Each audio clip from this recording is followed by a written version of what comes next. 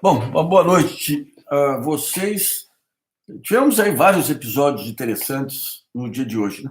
O principal foi essa iniciativa acho que foi o Senado, de montar uma comissão para investigar o chamado escândalo do Paraguai, que envolve lá o presidente e o vice-presidente do Paraguai, envolve um suplente de senador do PSL que teria falado em nome do Bolsonaro. Nós mostramos ontem um conjunto de fatores que, no mínimo, exige uma investigação. E tem um fato adicional. Que vai uma dica aí para os membros aí da comissão que vai investigar isso aí. O presidente do Paraguai, Benítez, ele estava na corda bamba com esse escândalo, que é um escândalo grande, um escândalo que está repercutindo, vai ser um escândalo internacional. Não tem como a mídia fugir disso, não tem como aí o pessoal escapar disso, porque vai ser um escândalo internacional.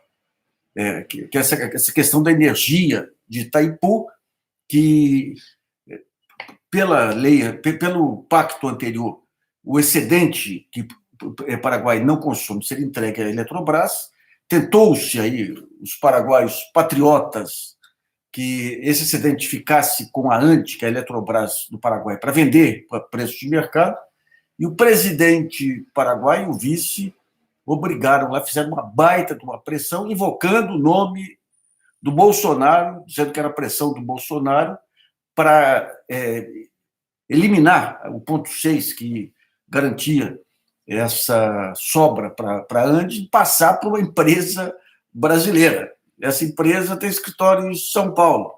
Aparentemente, hoje recebemos uma informação que é no mesmo prédio da sede do PSL em São Paulo, que tem como presidente o Eduardo Bolsonaro. Mas deve ser coincidência só isso aí, né? Mas um ponto relevante é o seguinte: o principal opositor do presidente paraguaio é o homem mais rico do Paraguai. Estava tudo pronto para derrubar o presidente do Paraguai. Daí, nesse ínterim, a Polícia Federal do Sérgio Moro, que há anos está atrás do Messer, o doleiro, de repente encontra o doleiro. E o que esse doleiro tem em comum com o Paraguai? Esse doleiro é o lado fraco, vulnerável, porque é o parceiro desse opositor do presidente do Paraguai. Então, quando trouxe o doleiro, o sujeito recuou, permitindo uma sobrevida ao presidente do Paraguai. Bom, são pontos que vão ter que ser levantados aí. Agora, o que está acontecendo com o Sérgio Moro é um exercício diário da crueldade, né? Que coisa, né? Toda aquela insensibilidade dele, ele é um sujeito de ultradireita, efetivamente, independentemente de Lava Jato, né? Só pegar as posições dele aí, soltar a Força Nacional para enfrentar a greve de estudantes, isso é coisa da Venezuela, aprendendo com a Venezuela, né? Então, o que está acontecendo com ele é um processo permanente de humilhação pelo Bolsonaro, né? O Bolsonaro hoje pega a imprensa e fala: não, o Moro tem que se conformar aí de não ter as 10 medidas aí, tem outra prioridade, precisamos pôr o país para andar e tudo, e ele não é mais o juiz que decide tudo. Rapaz! E daí tem a reunião lá, uma entrevista para a Jovem Pan, que ele coloca o Moro veio de preto, voltou a vestimenta italiana e veio de preto para a entrevista, senta do lado do Bolsonaro, e o Bolsonaro fala: não, vamos, é a vez do ministro do Meio Ambiente, e daí fala: troca, vai fazer um troca-troca, aquela grosseria inominável. Até hoje eu estou curioso, até hoje ainda não consegui ainda matar a curiosidade sobre qual a piada que ele contou para a procuradora-geral Raquel Dodge, que ela morreu de rir, que ela é uma senhora fina, né? Deve ser essas coisas mais absurdas, né? Mais abjetas, né? Coisa aqueles caras que entram no boteco coçando o saco. Esse é o presidente da República que o Ministério Público ajudou a colocar, né? Então, a humilhação que ele está impondo ao Moro é permanente, né? E ontem você teve aquela caminhada aí de vários partidos parlamentares, de vários partidos políticos do Supremo, impondo uma outra derrota a ele, nesse caso da juíza, que é pau mandado dele, né?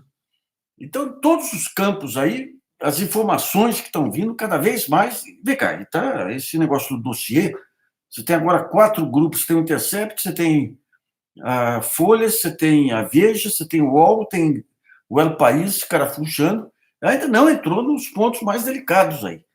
É interessante que o trabalho que eles estão fazendo aí é um trabalho muito mais responsável, todos os quatro, cinco aí, muito mais responsáveis do que o trabalho da Lava Jato, que pegava informações soltas assim, criava ilações sem pé nem cabeça. Né?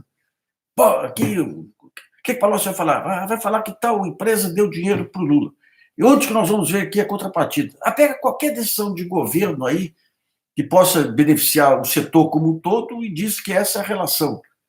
Então, digamos, isso torna, esse cuidado dos repórteres torna o trabalho mais lento, mas muito mais consistente. Né? Então, o Moro está nessa aí, o Moro fritado aí, a fogo brando aí pela Lava Jato, pelo Intercept, sendo humilhado diariamente pelo Bolsonaro, e daí ele desconta de que maneira? Solicitando a Procuradora-Geral da República que abra um processo contra o presidente da OAB por calúnia, porque o processo, o Santa Cruz disse que ele se comportava como se fosse uma organização criminosa, um crime objetivo para a pessoa. Nem enquadramento ele acabou colocando. E hoje mandou, obviamente, para a primeira instância, porque o Santa Cruz não tem foro privilegiado. Né? Ontem nós tivemos um episódio da retaliação do Bolsonaro ao Santa Cruz. Interessante, todos os pontos que você olha, ela já acabou efetivamente. Né?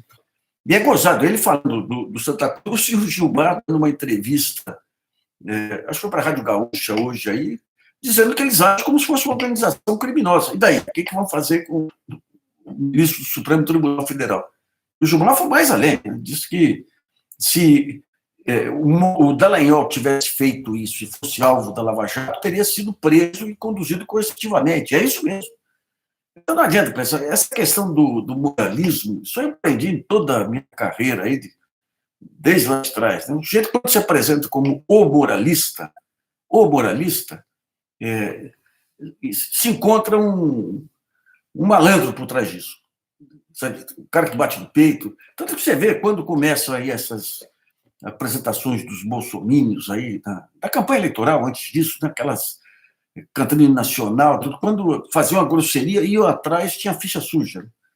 É aquela história, nem todo bolsomínio é ficha suja, mas todo ficha suja é bolsomínio, porque você criou essa estrutura atraindo esse pessoal. Né? E daí você começa a olhar para frente, né? O Supremo cercando, agora finalmente o Supremo saiu da toca. Né? Teve essa tentativa aí do PSL de ir contra o Estatuto da Criança e Adolescente, o Supremo deixou de lado, está atuando em todos os pontos aí. É interessante, a Raquel Dodge, aí, nesses últimos meses dela, ela tem um período aí para recuperar um mínimo aí da biografia dela, porque certamente não vai ser escolhida pelo Bolsonaro. Esse talvez tenha sido um motivo para ela ter votado naquela reunião contra o indicado pelo Bolsonaro para a Comissão dos Desaparecidos. Né? Então, você tem esse cerco, está vindo cada vez mais. Ele cava o seu próprio buraco. Né? E o que está vendo, hoje eu conversei com um dono de um grande escritório de advocacia aí, que trabalha com grandes empresas. Essa euforia do Cândido Bracho do Itaú, 12% de desemprego, e de outros bancos, é o seguinte, porque está vindo uma leva de capital externo aí, mas especificamente para entrar nesses negócios da privatização. Então, isso aí não significa agregar um parafuso a mais em termos de capacidade produtiva do país. Simplesmente vai trocar de mão. Faz um baita negócio, os bancos grandes ganham, as empresas ganham, comprando essas estatais, esse dinheiro vai para um fundo lá, se perde no cálculo da dívida e dos juros e morre o assunto. Então, isso aí deu, digamos, a possibilidade que você vai ter nesse período aí de recuperar a economia é mínima, é mínima. E daí reside efetivamente a vulnerabilidade maior desse negócio do Bolsonaro. É uma vulnerabilidade nítida aí. Vamos ver, os próximos tempos agora aí são tempos em que ele vai se esvaziando cada vez mais. Essa questão, o pessoal ficando maravilhado com as estratégias dele, todas essas grosserias, isso aí é uma estratégia do Steve Bannon. Gente, com todo respeito ao senhor presidente, ele é um imbecil. Não tem outro. O termo que se usa é isso, o cara sem noção. Sem noção. Então, o que mandam dizer é o seguinte, não, você tem que se comportar como você é na vida real. Daí nós temos todos esses exemplos aí de grosserias inomináveis que ele garante aqueles 15% que gostam de bater, de soltar pum em igreja, de coçar saco, público, esse tipo de público, que é o público que se identifica com ele. E tem por aí. Você vê em boteco, você vê em locais aí que se dizem finos também, você encontra esse tipo de cara que sai do armário para poder fazer grosseria. Mas a resistência que toma conta do entorno é muito maior. É muito maior. É por isso que as pessoas sustentam. A base dele é 15%. E daí, quando a gente vê o João Dória aqui com a. O João Dória, ele tem. Ele não tem limite. Quando você acha que ele vai se civilizar um pouco aí, ele solta aquela. Não, o Lula vem para cá para poder trabalhar um pouco. Ele sabe ser odiado. É por isso que quando você começa a ver, delinear o que tem pela frente, aí você tem o Bolsonaro, o João Dória e o Itzel querendo pegar a ultradireita, achando que a ultradireita vende. Não vende. Não vende. Você tem um antipetismo que tem um peso grande aí, o antibolsonarismo tem um peso maior agora. Então, tudo indica que esse centro-direita aí, o personagem que eles vão cacifar vai ser aquele apresentador da Globo, lá, o Luciano Huck. O Luciano Huck. Esse negócio do Dória, agora o Dória fala, não, porque a biografia, quando ele vê que o caso lá do Santa Cruz chocou o círculo dele, então ele se manifesta, se fala, pô, agora vai estar perdendo o mínimo de civilidade. Mas não tem jeito, o Dória, ele só virou governador porque o antipetismo estava grande demais, porque ele saiu desprestigiado da prefeitura por essa falta de tato, né, por uma grosseria inerente a ele, uma agressividade inerente a ele. Então essa agressividade, quando você pega em estado bruto, que nem o Bolsonaro, já cansou esse ponto. Então, o sujeito que vem aí pelo mercado, pelo centro-direita, é um sujeito que tenha normas de civilidade, que traga esse discurso de liberalismo e tudo aí, mas sem essa grosseria, sem despertar esse ódio que esse trio consegue despertar. Impressionante, impressionante. Achar que o fato, essa grosseria, né, que o Lula agora vai trabalhar, essa humilhação de uma pessoa que está presa, eu acho que isso conta ponto. Conta ponto para aqueles 15% que apoiam o Bolsonaro e não são mais que isso. Então é um jogo em que aqueles pontos de. É interessante, os pontos de indignação aí estão caminhando em todos os campos, né? Em todos os campos. Você vai ter aí cada vez mais essa resistência ao Bolsonaro, e você tem esses interesses específicos que vêm aí com reformas e com privatização, que vão dar alguma sustentação para ele. Mas caminha. A democracia caminha, os setores racionais estão começando a olhar um para o outro aí, vendo que, olha, a nossa diferença não era tão grande assim do que a diferença em relação ao Bolsonaro, né? E daí vamos esperar evoluir os acontecimentos. Já disse aqui, eu acho que o Bolsonaro ele vai ser empichado. E não é porque a oposição vai tentar empichar, a oposição não tem força para isso. Ele vai ser porque a truculência dele é uma coisa permanente. É uma coisa permanente. E ele está senhor de si, né? O senhor de si. Ele está fazendo gracejo grotesco aí em público, dando uma de gostoso em relação ao Moro. Não é que é gostoso você ver o Moro nessa posição, né?